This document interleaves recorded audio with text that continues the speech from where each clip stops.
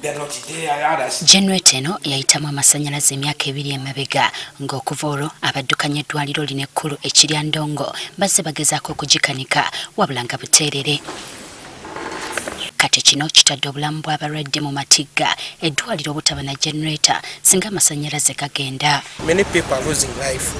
You find a lady who is in labor suit is supposed to be operated, immediately power goes, there becomes a challenge. Tekitegedde nti abaana abazaalibwa nga tebanneetuuka bwe kutaba kusaasira kwa Katonda tebasimattuka singa amasanyalaze gavaako nga kw'otadde n'ababeera mu theatre. Naye butaba ne generator tukosezza nnyo.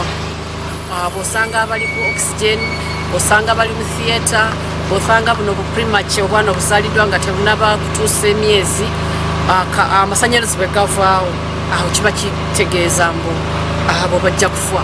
Usanga accidents nga nyingi, so nga abantu baffe babeerawo nga tulindako referrals, bagende Mulago, bagende Ekkulu, bagende Lakyo nga tetulina masanyalaze. Okusinziira ku mwogezi w'eddwaliro lino amasanyalaze bwe gagenda tewaba mulimu gukolebwa anti n'ebisenge mwe bakolera bikwata enzikiza.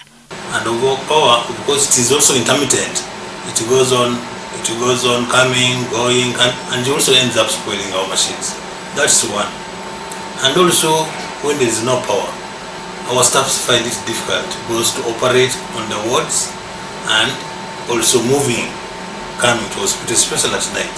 Ebyo nga biri bityo eddwaliro libanjibwa amasanyalaze ga bukadde 90 million, and actually we are forced now to disconnect the staff quarters because the wiring was done long ago, and now what we are intending that each staff should pay for his own electricity.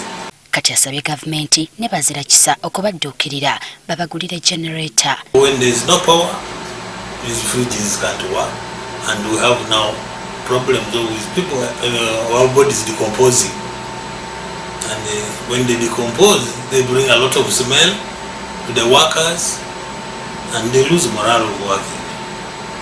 So that is our biggest request, if we can have power, and even the generator must be powerful. The other generator which they gave us after production, unfortunately it got bad.